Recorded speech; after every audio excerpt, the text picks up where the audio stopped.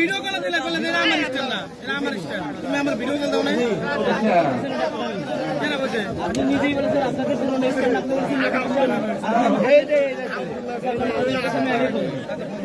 যদি বলে নতুন স্টার তো মাইকেল আরে ভাই নতুন স্টার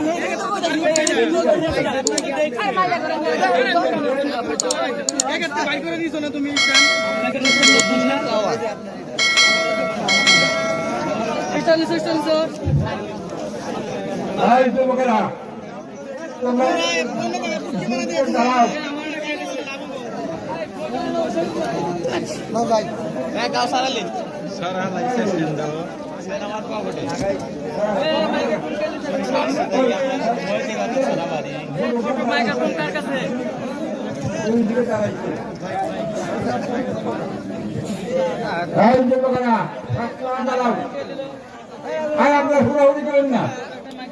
কান্না কেন? আমি হাত দিয়ে দেখাচ্ছি, ওই যে ওই ঘর, যে ঘরে বসে জালেমরা দুর্বিসন্ধি করতো।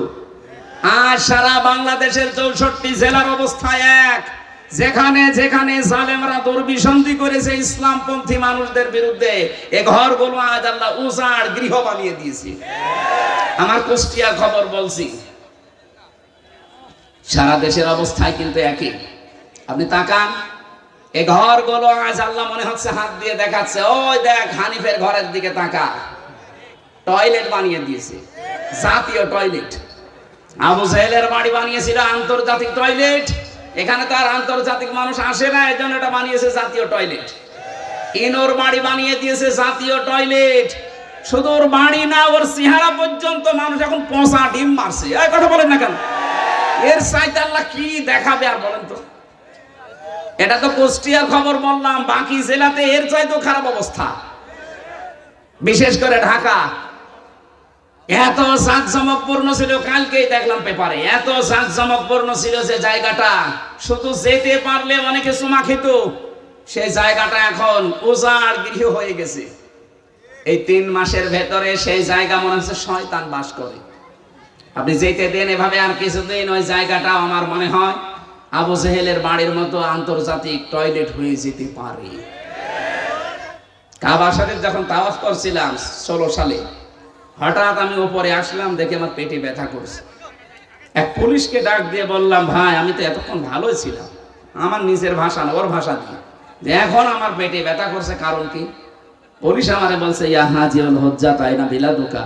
ও হাজি, দেশ কোথায়? যেহেতু মেন বাংলাদেশ, বাংলাদেশ থেকে এসেছি। আমার বলছে, আপনি জানেন না এটা কোন জায়গা? না তো। আবু জাহেলের বাড়ি, আপনি এখনো পায়খানা না করে দাঁড়িয়ে আছেন, তাড়াতাড়ি করে। আল্লাহ সত্যি ওর কথা মতো যে কাজ করে দেখে আমার পেটের ব্যথা ভালো হয়ে গেছে। আমার তো মনে হচ্ছে এরকমই কিছু সামনে হতে যাচ্ছে, নাই তো আল্লাহ ফা তিলকা দিত না। তিলকার আগে ফা আছে, যারা আরবি গ্রামার বোঝে ওদের জিজ্ঞাসা করেন। বালাগাত মান থেকে ফা শব্দটা 13টা অর্থে ব্যবহার হয়। সত্যি যে সমস্ত ঘরে বসে দুর্বিসন্ধি হয়েছে জুলুম করার জন্য, ওই ঘরগুলো আল্লাহ বাস্তবে এভাবে দেখিয়েছে। ফা তিলকা বয়ুতুহুম, বাইতুনের বহুবচন বয়ুত, তার মানে এদেশে বহু ঘরে এরকম জুলুমের কথাবার্তা বলা হয়েছে, দুর্বিসন্ধি করা হয়েছে। এই আয়াতগুলো আমার মনে হয় সামনে আমাদেরকে আল্লাহ একেবারে খাপের খাপ, মমতাজের বাপ দেখাবে। এই কথা বলছে না, আমাকে রাগ হয়ে গেল। এই জন্য ধারণা থেকে বেঁচে থাকবেন, উল্টাপাল্টা ধারণা করবেন না কারো উপরে। যাদের উপরে আন্দাজ এরকম তহমত দিচ্ছেন যে আকীদা খারাপ, আকীদা খারাপ, ওদের আকীদা পবিত্র কত আপনি টের পাচ্ছেন। আমি নিজে কাছে থেকে দেখেছি এই মানুষের আকীদা, বিশ্বাস, এদের যে আল্লাহর উপরে তাওয়াক্কুল, এই মানুষগুলোর যে ইখলাস, কাছে না থাকলে দূর থেকে খালি ফতোয়াই দিয়ে যাবেন। 5 দিন থাকেন তার কাছে, তার ইবাদতের মাত্রা কি আপনি এখনো টের পাননি। আন্দাজে সারা পৃথিবীর মানুষের মহব্বত আল্লাহ তার অন্তরের ভেতরে, তার মহব্বত সারা পৃথিবীর সৃষ্টি জগতের ভেতরে এমনি ঢুকিয়ে দেয়, কাজ করা লাগে। এই কথা বলছে না কেন? তার মতো চেহারার মানুষ নেই দেশে। কই তাদের উপরে তো মানুষের ভালোবাসা মহব্বত তৈরি হয় না। তৈরি হয় কেন? ইন্নাল্লাযীনা আমানু ওয়া আমিলুস সালিহাতি সায়াজআলু লাহুমুর রহমানু ফুদ্দা। যারা ঈমান আনে, ঈমানের দাবি অনুযায়ী যারা ভালো ভালো কাজের আঞ্জাম দেয়। এখানে সালেহ শব্দটা আছে। সালেহ মানে কি বলেন তো? আমরা অনেকেই মনে করি সালেহ মানে নেককার, ভালো না। শুধু এতটুকু না, আধুনিক ব্যাখ্যা হচ্ছে সালেহ মানে যোগ্য। সালেহ মানে কি? এই বাংলাদেশের সত্যিকার অর্থে যারা ঈমান এনেছে, ঈমানের দাবি অনুযায়ী তারা এমন সালেহ, এমন যোগ্যতা সম্পন্ন মানুষ তৈরি করতে চাচ্ছে যারা এই দেশটা চালাতে পারে। আমি নাম নিলাম না, আপনি একটু খোঁজ করে দেখেন। সালেহ শব্দের ব্যাখ্যাটা তারা বাস্তবে আজ দেখাচ্ছে। আজ আমাদের চিকিৎসা বিভাগে লোক নেই, তারা লোক তৈরি করছে। বিচার ব্যবস্থায় লোক নেই, তারা লোক তৈরি করছে। প্রশাসনে লোক নেই, তারা লোক তৈরি করছে। উল্টা পাল্টা লোক না, যোগ্যতা সম্পন্ন লোক। এই কথা বলে না কেন? সালেহ শব্দটা তারা বুঝেছে। আর এটার জন্য যাদের বই লেখাপড়া করা লাগে তাদেরও আকীদা খারাপ বলেন। এই সালেহ শব্দের আধুনিক ব্যাখ্যা পেয়েছি 20 শতাব্দীর মুজাদ্দিদ সাইয়্যিদ আবুল আলা মওদুদী রহমাতুল্লাহ আলাইহি তার লিখিত বই থেকে এই মানুষগুলো এই ব্যাখ্যা পেয়েছে। এই জন্যই তো তারা এখন সালেহ শব্দটাকে বাস্তবে রূপ দেওয়ার চেষ্টায় আছে। আমরা শুধু মসজিদের ইমাম ভালো এটা জানি, মাদ্রাসার মুহতামিম ভালো, অধ্যক্ষ ভালো জানি, কিন্তু আমরা চাই ডাক্তারও যেন রাজশাহীর ডাক্তার ফাতিমা সিদ্দিকার মতো হয়, ডাক্তার যেন ফরিদপুরের ডাক্তার শাহিন জর্দারের মতো হয়, ডাক্তার যেন খুলনার ডাক্তার মতিয়ার রহমানের মতো হয়। এইরকম ডাক্তার বানাতে চাই, যোগ্য এবং সৎ। এই কথা বলেন না কেন? এই কর্মকাণ্ডে যারা নিজেদেরকে ইনভলভ করবে, আল্লাহ বলেন সায়াজআলু, সিন দিয়েছেন, সায়াজআলু লাহুমুর রহমানু বুদ্দা। সৃষ্টি জগতের ভেতর একটা মহব্বত আমি আল্লাহ তার প্রতি তৈরি করে দেব। আমি তো বাস্তবে তাই দেখতে পাচ্ছি। লোকটা সেখানে যাচ্ছে, আজ পঙ্গপালের মতো মানুষ ভালোবাসায় একটু দেখার জন্য, শুয়ে দেওয়ার জন্য পঙ্গপালের মতো ছুটতেছে। কেন? তারা দেখা যায় না টিভিতে, তারা দেখা যায় না মোবাইলে। কি সমস্যা? কি শেষ করে দেবো? এটা দিলেন কেন এখন? কমন সেন্স নেই আমার কেন? কি সমস্যা? কি আপনি কথা শুনছেন না? তাহলে আমি কিন্তু জিজ্ঞাসা করবো সালেহ মানে কি। আধুনিক ব্যাখ্যা যদি বলতে না পারেন না, ওই খালি 1500 বছর আগের পড়া বাদ দিন। আমার মনে হয় বিরক্ত হয়ে গেছে না? জানে না? শেষ করে দেব? কোরআনে কারীম থেকে 6666, 6636, দুইটা মতই আছে।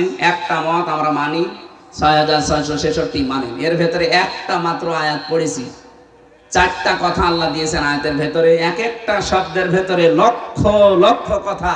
ফি জিলালিল কোরআনে আমি জেলখানায় বসে বসে দেখেছিলাম। ওখানে জিলালিল কোরআনটা আর তাফহিমুল কোরআনটা পাওয়া যায়, অন্যান্যটা নেই। কারণ যারা যায় তারা তো এই ধরনের মানুষ যায়, এরা যেভাবে হোক ঢোকায়। আমি জিলালিল কোরআন থেকে আজকে তাফসীর করছি না, আপনারা উঠে চলে যাচ্ছেন মানে? দু একজন যান, যুবক মানুষ যাবেন না, তাহলে কিন্তু সমস্যা আছে। হ্যাঁ, যুবক মানুষ যাবেন না, কারণ এখানে মেয়েদের, অনেক মেয়ের বা পাশে জামাই খুঁজতে। এখন আপনি যদি 1-1.5 ঘন্টা 2 ঘন্টা পরে চলে যান, ও বলবে না, এর কাছে মেয়ে বিয়ে দিলে মেয়ে জাহান্নামে যাবে। এই জন্য আপনি নিজের পায়ে নিজে কোড়াল মারবেন না, অন্তত কিছুক্ষণ বসেন, কষ্ট হলে। 1-1.5 ঘন্টা আপনি যদি বসে থাকতে না পারেন, আপনার বিয়ে করলে আপনার বউ মনে হয় টেকবে না, শেষে এই সিরাজগঞ্জের বদনাম হবে। নাকি? আমি আর নিচে নামলাম না, তেলাওয়াত করছি, জবান খুলে সবাই পড়বেন। আউযু বিল্লাহি মিনাশ শাইতানির রাজিম, বিসমিল্লাহির রহমানির রহিম, ইয়া আইয়ুহাল্লাযীনা আমানু রুকউ ইলা আখিরি আয়া। এ পর্যন্ত থাক আজকে। এই ইরকাউ, রুকু শব্দের যত ব্যাখ্যা আছে আমি টপ টু বটন চেষ্টা করব বলার। বাকি অসজুদু, ওয়াবুদু, আফআলুল খায়রা, এই 4টা। এখনো বেলকুচিতে 2টা মাহফিল আছে, এক জায়গায় অসজুদু নেব, এক জায়গায় ওয়াবুদু রাব্বাকুম। আফআলুল খায়রা এটা আরো বিস্তারিত। ভালো কাজ বলতে ধোকা খাই আমরা। ভালো কাজ কি আমরা এখনো জানি না অনেকে। আমরা চেষ্টা করব বলার। প্রথমটা শুরু করছি। আল্লাহ ডাক দিয়েছেন এখানে কোনো বেঈমানকে না, ইমানদারকে। সুতরাং বেঈমান যদি থাকেন আপনি চলে যান, ওই যে চলে যাচ্ছে চলে যান। না না, বেঈমানের জন্য আজকের আয়াত না, আজকের আয়াত ইমানদারদের জন্য। যান আপনি তাড়াতাড়ি চলে যান। এখন প্রশ্ন আসতে পারে, আমার যে ইমান আছে আমি কিভাবে টের পাবো? আমার যে বিশাল জোব্বা গাই, আমার মাথায় পাগড়ি, এত বড় টুপি, আমার ইমান নেই মানে? না, ইমান আছে কিনা সাহাবী প্রশ্ন করলো। বিশ্বনবী বললেন, ইদা সাররাতকা হাসানাতুকা ওয়া সাআতকা সাইয়্যাতুকা ফাআনতা মুমিন। মুসলিম শরীফের হাদিস। যখন তোমার ভালো কাজগুলো তোমাকে আনন্দ দেবে আর অন্যায় কাজ করলে ভেতর থেকে একটা বাধা আসবে, তখন বুঝবে তোমার ইমান আছে। আপনি এবার বলেন তো, যে আপনার অন্যায় কাজ দেখলে আপনার কি ভেতর থেকে একটা বাধা আসে? না, আসে না। যাদের মোবাইলে বললাম উল্টাপাল্টা সিনেমা আছে, নভেল নাটক আছে, থিয়েটার আছে, যাদের উল্টাপাল্টা ছবি আছে, নিজে দেখলে আনন্দ লাগে, এই মুরব্বি দেখলে আপনার লজ্জা লাগে, তো এইরকম জিনিস থাকার পরেও আপনার মনে বাধা দেয় না, তাহলে আপনার ইমান থাকলো কি করে? বলেন না কেন? এই জন্য বলছে, বাড়ি যাওয়ার আগে দয়া করে ডিলিট করে দিন। আর এই নিয়ত করে যান যে যতদিন বেঁচে আছি, যেটা দেখা যায় চোখ দিয়ে, আমি মরে গেলেও দেখবো না। এক কথা বলেন না কেন? এটা শুধু আপনার, আমার দরকার নেই। আমি সহ যারাই আছি, অন্তত এই গোনা থেকে, চোখের এই গোনা থেকে আমরা আজকে মোবাইলটাকে পবিত্র রাখি। আমার এর ভেতরে আন্তর্জাতিক স্কলার যারা, বিশেষ করে ডক্টর নোমান আলী খান, ডক্টর জাকির নাইক, আর আমার খুব বাংলাদেশের সাইয়্যেদ কামাল উদ্দিন জাফরি হাফিজাহুল্লাহ, ওনার লেকচার আছে। বাকিটা আমার মেয়ের কয়েকটা ছবি আছে, অন্য কিছু আর নেই। আর আপনার মোবাইলে খালি পরিমণির ছবি। এরকম মোবাইল দেশে নেই? বাড়ি যাওয়ার আগে ডিলিট করে দেবেন। ভালো কাজ যাদের আনন্দ লাগে না, অন্যায় দেখলে যাদের ভেতর থেকে একটা বাধা আসে না, ওর জুব্বা যত বড় হোক, ও যত বেলা জিকির করুক, ওর ঈমান নেই। আমি আশা করি এই ছোট্ট কথা আপনি বুঝতে পেরেছেন। এবার আল্লাহ ঈমানদারকে ডাক দিয়ে ঘোষণা দিচ্ছেন, ইরকাউ, রুকু করো। রুকু করো এই শব্দ বললে আমরা বুঝি এভাবে মাথা ঝোঁকানো না। রুকু শব্দের প্রধান অর্থ দুইটা। কোরআনে কারিমে এটা 42-43 নাম্বার আয়াত সূরা বাকারা আছে, ওয়া আকিমুস সালাতা ওয়া আতুজ যাকাতা ওয়ারকাউ মা'আর রাকিঈন। আল্লাহ পাক বলেন, নামাজ কায়েম করো, সম্পদ থাকলে যাকাত আদায় করো, আর রুকুকারীদের সাথে রুকু করো। তার মানে জামাতে হাজির হয়ে নামাজ পড়ো। এখানে রুকু মানে জামাতে হাজির হয়ে নামাজ পড়া, এক নাম্বার। দ্বিতীয় নাম্বার আমি পেয়েছি, এটা আছে সূরা মুমিনুনের ভেতরে। কোন মানুষ যদি রুকু সত্যিই করে না, সূরা জুমারের ভেতরে আছে 53, 54, 55 নাম্বার আয়াত। কোন মানুষ যদি সত্যিই রুকু করতে চায়, অবশ্যই সে মানুষের উচিত এই যে রুকু করলেন নামাজের জন্য, এ রুকু করার জন্য দাঁড়িয়ে গেলেন যে কাতারবদ্ধ হয়ে, ওয়ারকাউ মা'আর রাকিঈন, রুকুকারীদের সাথে রুকু করো, জামাতবদ্ধ হয়ে এই কাজটা করো। একা রুকু করার চাইতে জামাতে রুকু করলে 27 গুণ সওয়াব বেশি হয়। কয় গুণ? এই 27টা পয়েন্ট ওখানে লেখা আছে। আপনি এখানে আল্লাহর একটা বিধান মাত্র পালন করবেন, রুকু। কি পালন করবেন? এই রুকুটা পালন করার জন্য যখন দাঁড়িয়েছেন কাতারবদ্ধ হয়ে, একবারের জন্য মনের ভেতরে চিন্তা আসে যে আমার দুই দিকেই দাঁড়াবে জামাত ইসলাম। যদি বিএনপি, আওয়ামী লীগ, জাতীয় পার্টি, চরমনার কেউ দাঁড়ায়, পরে আমি পেছনে দিয়ে দেব। আসে? মনের ভেতরে আসে? এখানে তো আসে না। এই শিক্ষাটা আপনার ব্যক্তি, পরিবার, সমাজ, রাষ্ট্রে নিয়ে যাওয়া লাগবে। এখানে আল্লাহর একটা বিধান পালন করার জন্য যেমন সবাই এক হয়ে গেছি, এখান থেকে বের হয়ে যে 27টা সওয়াব এমনি দেবে না, 27 গুণ সওয়াব এমনি পাওয়া যাবে না। 27টা শিক্ষা আল্লাহ দিতে চান। এই 27টা শিক্ষা আমার পরিবারের, সমাজে, রাষ্ট্রে আমি মিলাবো, এর নাম রুকু। এই রুকু যদি আজ বাংলাদেশে আমরা সত্যি মেনে চলতে পারতাম, 27 গুণ সওয়াবের জন্য যারা এই ফজরের নামাজে কষ্ট করে উঠে শীতের সময় যান, এই 53 বছর সময় লাগার কথা ছিল না। রুকুটা বুঝলে 53 বছর আগে এই দেশে রুকু রাষ্ট্রীয়ভাবে কায়েম হয়ে যেত। কারণ ওইটাই চাই আমরা। রুকু শুধু নিজে নিজে করবেন মানে, জামাতবদ্ধ হয়ে রুকু করেন। পরিবার, সমাজ, রাষ্ট্রে, সব জায়গায় আল্লাহর রুকু আপনি কায়েম করবেন। কোরআন পড়ার যে সমস্ত হক গুলো আছে তার ভেতরে দ্বিতীয় হক ওইটা, মান ক্বারাআল কুরআনা ফাস্তাযহারাহু, যে ব্যক্তি কোরআন পড়ে আর কোরআনকে যারা বিজয়ী করার জন্য চেষ্টা চালায়। এজহার মানে শুধু প্রকাশ করা না, এজহার মানে শুধু স্পষ্ট করা না, এজহার মানে দাঁড় করানো, এজহার মানে কায়েম করা, এজহার মানে প্রতিষ্ঠা করা, এজহার মানে বিজয়ী করে দেখানো। 53 বছরে আজও আমরা রুকু করতে আসি, কিন্তু কোরআনে কারীমকে আজও বিজয়ী করতে পারিনি। কথা বলে না কেন? এটা অনেকে রাজনীতি মনে করে আপনি দূরে থাকেন। কোন কারণে থাকেন আমি খুঁজে পাইনি। কোরআন পড়ছে সওয়াবের নিয়তি, অথচ কোরআনকে এজহার করার জন্য, বিজয় করার কোনো চিন্তা ভাবনা নেই। এগুলো বোঝাতে গেলেও বলে হুজুর এটা দুনিয়ার কাজ, রাজনীতি। এটা রাজনীতি হয় কি করে? ফাস্তাযহারাহু শব্দটা যারা বোঝে, অভিধান যারা বোঝে, আধুনিক অভিধান বেত্তা যারা লিখছে যে ফাস্তাযহারাহু মানে কোরআনকে যারা বিজয় করার চেষ্টা চালাবে, এই মানুষগুলো কোরআন পড়লে যে 4টা শর্ত আছে তাদের দ্বারাই আদায় হবে। কোরআন পড়তে হবে শুদ্ধ করে, কোরআন বুঝতে হবে, কোরআন নিজে মানতে হবে, 4 নাম্বার কোরআন মানুষকে মানাতে হবে। এই জন্য আমরা যারা রুকু, আল্লাহর নির্দেশ, রুকু করতে চাই, এখন থেকে রুকু করলে যেহেতু 27 গুণ সওয়াব হয়, রুকুকারীদের সাথে রুকু করলে এই 27 গুণ সওয়াব নিতে হলে পরিবার, সমাজ, রাষ্ট্রে 27টা শিক্ষা মেলানোর দরকার আছে না নেই? পরিবারের শিক্ষা কি রুকুর? সম্মানিত মা বোন যারা এসেছেন, দেখলাম বহু মহিলা বসে আছে বিভিন্ন জায়গায়। মা বোনদের রুকু হচ্ছে শুধুমাত্র মাজা ঝুঁকিয়ে না, এটাই শেষ না। আপনি 4টা কাজ করবেন দুনিয়াতে: নামাজ পড়া, রোজা রাখা, আর কালো বোরকা পরলে মনে করছেন আমি জান্নাত পেয়ে গেছি, জীবনও না। নেককার সৎ যোগ্য মহিলা জান্নাতের জন্য, যোগ্যতা সম্পন্ন হওয়ার জন্য 4টা কাজ করা লাগবে। তিরমিজি শরীফ।